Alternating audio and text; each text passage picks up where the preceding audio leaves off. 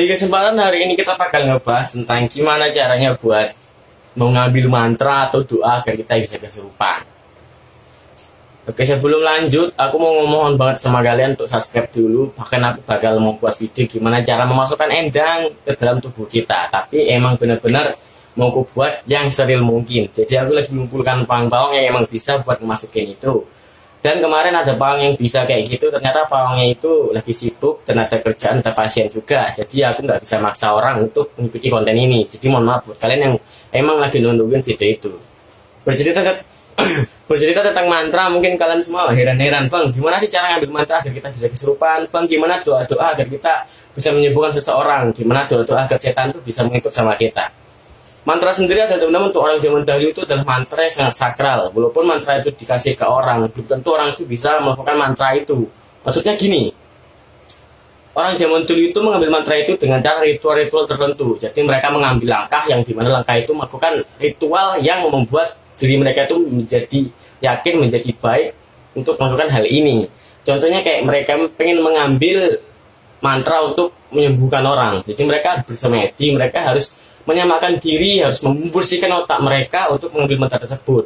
Biasanya jika mereka berhasil, mereka akan dibisikkan sebuah kata yang nanti akan mereka rangkum dalam satu kata di buku dan itu bagian mereka hafalkan. Kadang begitu.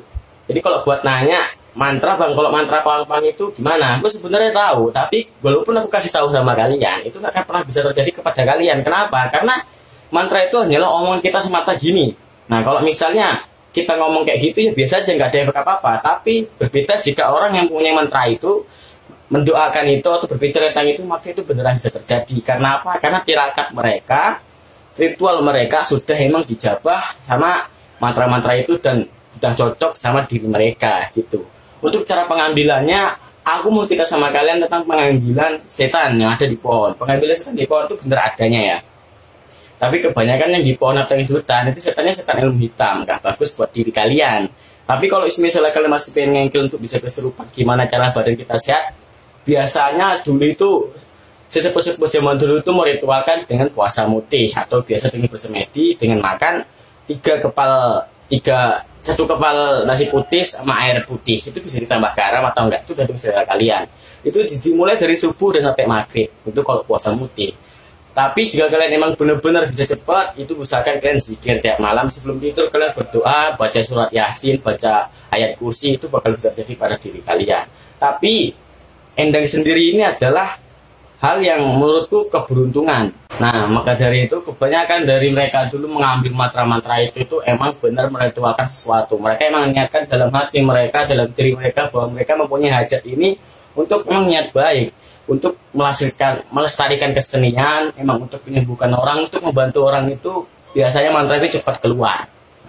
Nah, tapi jika endang kalian itu memang mempunyai ilmu hitam, maka itu akan mempunyai syarat tertentu yang membuat diri badan kalian itu sakit. Contohnya ketika mantra atau ketika setan itu nggak kalian kasih makan, maka badan kalian di satu anggota tubuh bakal sakit. Sama seperti diriku dulu ketika aku memaksa untuk mengambil endang yang ada di kuburan. Jadi aku maksa banget untuk masuk ke tubuhku dan nggak aku mainkan, nggak aku kasih makan. Akhirnya di dalam dada sini tuh kayak gerak sendiri, sakit banget, dan itulah yang membuat diriku sampai sekarang itu kayak ya nggak bagus itu buat kalian. Tetapi jika ilmu yang putih itu sebaliknya. Biasanya ilmu putih itu ngebantu kalian dengan melancarkan segala hal. Ibaratnya doa-doa kalian sering terkabul, emosi kalian sering dikontrol sama mereka. Jadi ketika kalian punya masalah, kalian bisa memikirkan dengan cara dewasa. Dan kalian kalau misalnya punya kenalan apa lain, kalian punya firasat, oh ini bagus nggak buat kalian. Itu kalau misalnya emang endang itu putih gitu. Kalau misalnya dukun-dukun zaman dulu itu ngebentuk suatu organisasi kayak membentuk tim jaranan itu emang dengan niat kayak menguburkan jaranan. Menguburkan jaranan itu ya jaran Kepang itu dikuburkan dalam tanah, itu benar mengingatkan emang benar dilestarikan kesenian ini. Banyak kejadian hal kayak gitu, tapi berbeda tempat itu berbeda cerita ya teman-teman ya. Dan ada juga dulu itu aku melihat kayak barongan itu dikubur juga, karena barongan itu kan suatu kayak ya emang suatu benda mati tapi dihidupkan oleh makhluk gitu.